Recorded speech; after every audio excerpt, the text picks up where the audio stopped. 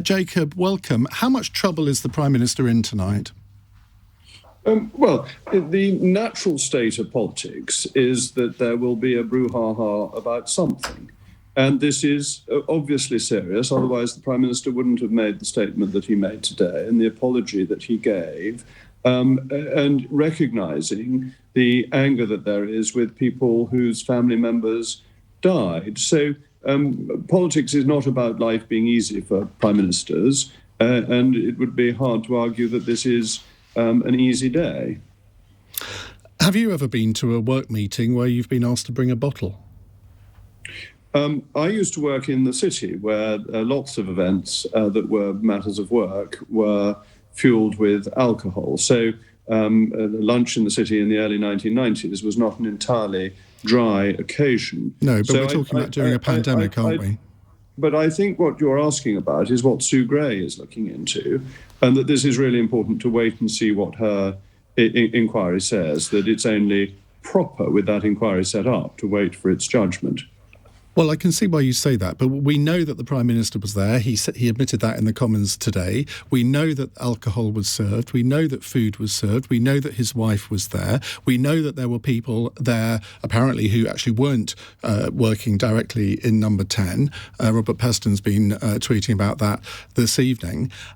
I don't see how it can be described as anything other than a party, even though you and I both know that the Downing Street garden is used for work purposes. But this was not a work meeting, clearly, was it? I heard you say a moment ago that you didn't want to be in Sue Gray's shoes. You now seem to be putting yourself precisely into Sue Gray's shoes and deciding what her report should say. No, I'm not at all. I'm asking you a question. You can't have it both ways. I think we should wait for her conclusion. Because she will have the opportunity to consider all the facts. But you're absolutely right to say that the Downing Street garden is a place where work takes place. That is absolutely true and is already well established. Isn't it a problem, though, for the Prime Minister, where on the 1st of December, in the House of Commons, he says, what I can tell the Right Honourable and Learned Gentleman, presumably Keir Starmer, is that all guidance was followed completely in Number 10. On the 3rd of December, in an interview, he said, we followed the guidance throughout and we continue to follow the guidance. On the 8th of December, at a press conference, he said, all the evidence I can see, people in this building have stayed within the rules. Now, at the risk of you accusing me of stepping into Sue Gray's shoes again, that simply was not the case, and that is why he's now being accused of not telling the truth to the House of Commons. Well, I think the Prime Minister has been frank in his answers to the House of Commons, and to take answers without the questions doesn't necessarily invariably reveal a useful answer. I think you need to remember what questions were being asked at the time, what he was referring to, that he wasn't being asked about this event in May. This has come up more recently. And that this is precisely what is being looked into. But I would refer to the apology that he gave when he said very clearly, Prime Minister's questions earlier on today, that with hindsight he would have behaved differently, and he apologised and understood the anger that there is as a consequence of the events as reported.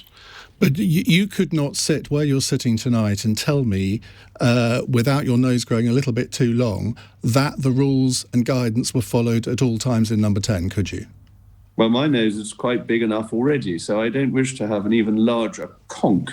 But I think that the Prime Minister has been fully frank with the House of Commons and has answered the questions he was asked with complete accuracy. I think you're accusing him of not answering a question that he wasn't in fact asked. Well, I'm accusing you of not answering my question, because you can't sit there and say, Jacob, you cannot sit there and say that guidance and rules was followed at all times in Number 10, can you? We're waiting to see what Sue Gray has to say about that. But what I am saying is that the Prime Minister answered accurately the questions he was asked at the time. You can't expect Prime Ministers to answer questions that they're not asked, or expect to invent questions. I can expect you to ask questions that you are asked, and I think it's a very simple question. Well, it's a very simple. You may not like the answer that I am giving you, but that is not the same as my not answering your question. You cannot just deflect it all onto Sue Gray. It is quite clear from the evidence that we now have that the rules and guidance were not followed all the time in Number 10. That's what our listeners believe, and I'm surprised that you can't bring yourself to admit that now. I'm saying we don't have all the evidence, and we must wait for all the evidence. But I would say that the Prime Minister has already apologised. He's already said that with hindsight, he would have acted differently. And I think you do need to contextualise this, that the Prime Minister has made the big calls around COVID accurately. He's made them well during this 2-year period, including not extending the lockdown before Christmas and opening up in the summer. He has made a succession of tough decisions in the interests of the country. And you are saying that out of about 700 days, for 25 minutes, he may have done something that was a mistake. Well, and I think one has to have a degree of proportionality about this. I think there are plenty of other mistakes that we could talk about, track and trace and one or two other things. But let's move on. Do you think one of his mistakes was not getting rid of Dominic Cummings after Barnard Castle? Because I suspect one of the reasons that he didn't was because he knew that he himself had breached these rules at, five days before Barnard Castle. I think one of the Prime Minister's most admirable qualities is his loyalty. He is loyal to people who work for him. He supports people who work for him. And I think one ought to ask questions now about Dominic Cummings' approach, assuming that the information that we're getting comes from him, because there is something, I think, questionable about the way information is coming out. Talking of trust and loyalty, what do you say to Douglas Ross, the leader of the Scottish Conservatives, who, not just he, but 16, the majority of the Scottish MSPs have today called for Boris Johnson to resign? Now, I don't remember a situation in the Conservative Party where that has happened before, where a leader of the Scottish Conservative Party or the Welsh Conservative Party has called on the UK Prime Minister or leader of the Scottish Conservative Party to resign. I don't think it's a surprise that Douglas Ross takes this view. He's never been a supporter of the Prime Minister. He has constantly made disobliging comments about the Prime Minister. I listened to the Scottish Secretary, to Alistair Jack. He voted for him, though, in the leadership contest, didn't he? He's fully support. Well, people do sometimes vote for people in leadership elections who don't live up to expectations. But I don't think Douglas Ross is a big figure. I think Alistair Jack is a really serious and senior figure. But you see, that almost illustrates why Douglas Ross has said this, because to say that the leader of the Scottish Conservatives is not a big figure in the Conservative Party. He's been constantly in opposition to the Prime Minister. He opposed Brexit. He is not somebody who you would ever expect to say helpful things about the Prime Minister. You said in an interview earlier today, I think, that politicians are subject to elections, civil servants are subject to HR. HR does not apply to ministers because they have to retain confidence of the British people. Does that imply that you think that civil servants should be thrown under the bus here? And if that isn't the case, then what you're saying is, well, OK, the only way to hold politicians accountable is to have a general election.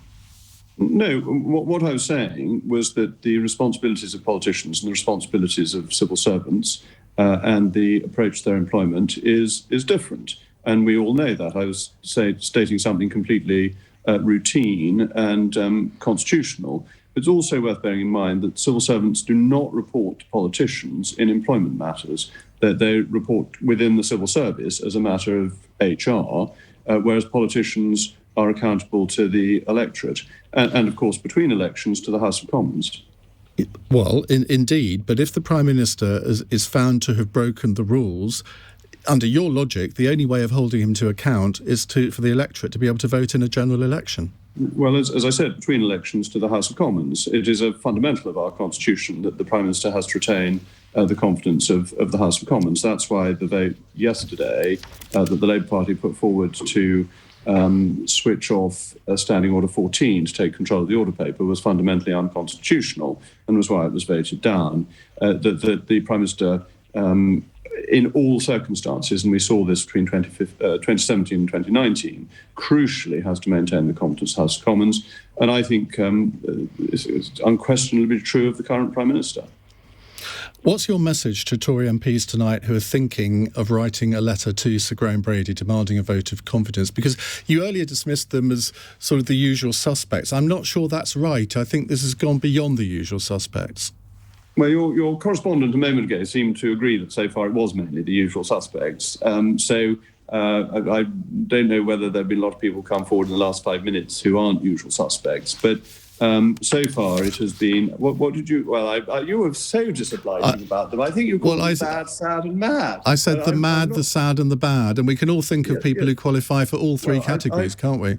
I don't wish to be so disparaging about my fellow members of Parliament, but I would say that the people who have come out so far, Roger Gale and Douglas Ross, are people who never supported the Prime Minister. Mainly they didn't support him over Brexit. It's been a key dividing line. You would expect them to be the ones who come out now, and I think that is a relevant factor. But what would I say to my fellow members of Parliament? I would say to my fellow members of Parliament, what happened in December 2019? How did we get this majority that we've got? How did individually members win their seats? Was it because of their extraordinary charisma, or was it because we had a fine leader who appealed to a broader cross-section of the Conservative Party than any leader of the Conservative Party in recent decades? I would say to them, look at the leadership that we have had during the pandemic, where the Prime Minister has made any number of difficult calls and has got them right. I would say to them, the Prime Minister who's leading us almost died during the pandemic and yet came back to work as soon as he possibly could, to work tirelessly for the British people. I would say to them, have confidence in a man who gives us real leadership. Is this a Remainer plot? Oh, no, let's not get into conspiracy theories. Conspiracy theories are don't work in the British system. The British system leaks too much for anybody to keep anything secret for long enough to have a conspiracy.